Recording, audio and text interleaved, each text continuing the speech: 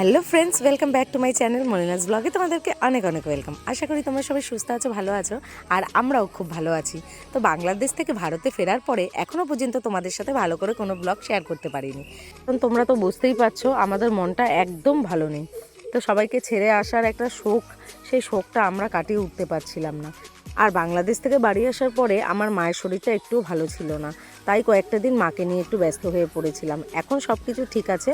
তো আজকে দেখতে পাচ্ছ একটা কাকিমণির বাড়িতে এসেছি।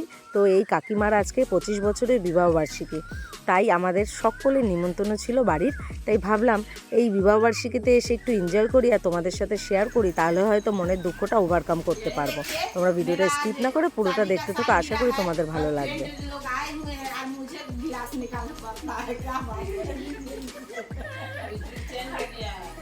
आपको कुछ बोलना है? अभी बोलिए बोलिए बोलिए बोलिए, कुछ बोलना है?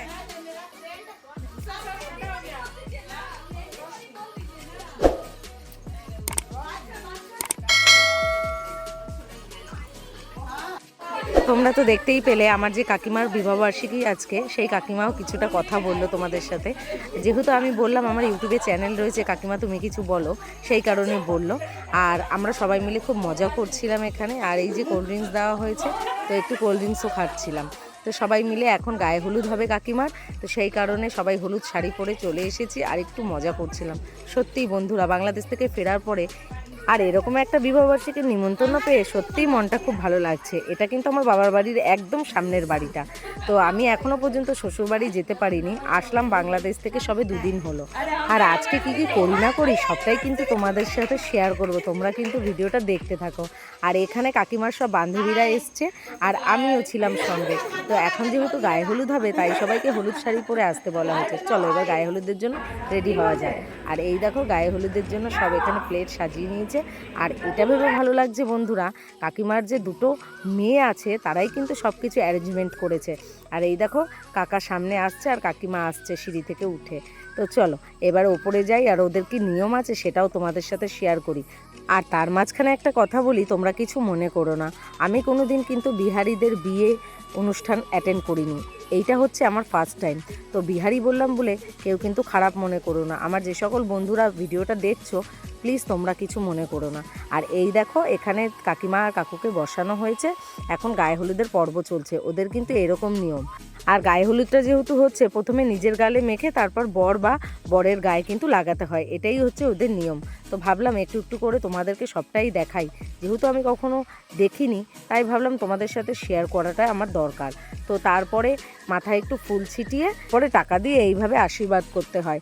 তো জানো তো বন্ধুরা, ভেবেই অবাক লাগছে, এত আনন্দের মাঝখানেও কিছুদিন আগে কাকিমার অপারেশন হয়েছে একটা বিরাট বড়। তারপরেও দেখো কিভাবে কাকু কাকিমা আনন্দ করছে। তো মানুষকে সবসময় খুশি থাকতে হয়, আর খুশি থাকলেই মানুষের কিন্তু মন ও মেজাজও ভালো থাকে। তো তারপরে কাকিমার মেয়েরা সব গান চালিয়েছিল, গানটা যেহেতু আমি তোমাদেরকে দিতে পারিনি, কপিরাইট চলে আসবে, তাই তো তারপরে আমরা সব কিন্তু নাচানাচিও করছিলাম। খুব আনন্দও হয়েছে সেই দিনটা।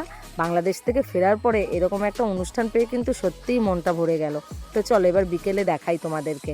বিকেলে সেজে গুজে চলে এসেছি অনুষ্ঠানে, কিন্তু আমি পুরো ভিডিও তোমাদেরকে শেয়ার করতে পারিনি, অনেকটা লেটে পৌঁছেছি। ঘরের সামনে থাকলে যেটা হয়, আমাদের বাড়ি আর কাকিমার বাড়ি একদম সামনাসামনি, তো সেজে গুজে আসতে গিয়ে লেট হয়ে গেল। আর এদিকে আমার ভাই একটু ভিডিও করে দিচ্ছিল, তারপরে আমিও একটু ভিডিও করলাম, কাকু কাকিমাকে দেখিয়ে দিলাম তোমাদেরকে। আর এখানে আমি, আমার দিদি, আমার ভাই, আমার দিদির মেয়ে সব একসাথে দাঁড়িয়ে সব ফটো তোলা হচ্ছিল, ভিডিও করা হচ্ছিল। তো চলো এবার কি কি স্টল বসেছে দেখি। তো সামনে পকোড়া, ফুচকা সব কিছুরই স্টল বসেছিল। আর এদিকে আমার এক কাকিমা জিজ্ঞাসা করছিল তোর মা কখন আসবে। তো তোমাদের প্রথমেই বললাম ঘরের সামনে হলে যেটা হয়, ঘরের সামনে তো ট্রেন লেট আসবেই। তো তোমাদের সাথে একটু মজা করলাম। তো চলো, আর এখানে পকোড়া স্টল বসিয়েছে আর পাশে ছিল ফুচকা স্টল। তো পকোড়া আমি খাইনি, একটু ফুচকা খেয়েছিলাম। তো খাওয়ার পরে এখানে দিদি আর আমি একটু ভিডিও শ্যুট করছিলাম, আর দিদির মেয়েও ছিল। আর পকোড়াটা খাবো না বললাম, আমার দিদির মেয়ে একটা খাইয়েও দিল। তো চলো ভাইও এখানে ছিল, এবারে যাই। তো স্টেজে কি হচ্ছে সব কিছু দেখি। আর এদিকে স্টেজে আসার সাথে সাথেই কাকিমার মেয়ে আমাকে টেনে নিয়ে কিন্তু নাচ করাতে শুরু করে দিল। তো ভাবলাম একটুখানি নেচে নিই। কেন ভালো লাগে না সবাই মিলে একসাথে আনন্দ মজাটা করলে। আর কাকিমাকে দেখো কত সুন্দর লাগছে, তার বিবাহবার্ষিক সেও কিন্তু নাচছে, তো এরকম আনন্দ করাটাই ভালো। আর এইদিকে আমি, বাবা, মা, দিদি, ভাই, দিদির মেয়ে সবাই মিলে চলে এলাম খাবার টেবিলে। তো অনেকটা রাত হয়ে গেছে, প্রায় 11:30 বাজে। তো এখনও খাওয়া দাওয়া করতে পারিনি, এই বসেছি, খাওয়া দাওয়া শেষ করি। চলো, খাওয়া দাওয়া তো শেষ হয়ে গেছে, এখন তোমাদেরকে দেখাই একটা সুন্দর জিনিস। আর এই দেখো কাকিমার ঠাকুর ঘরে চলে এলাম।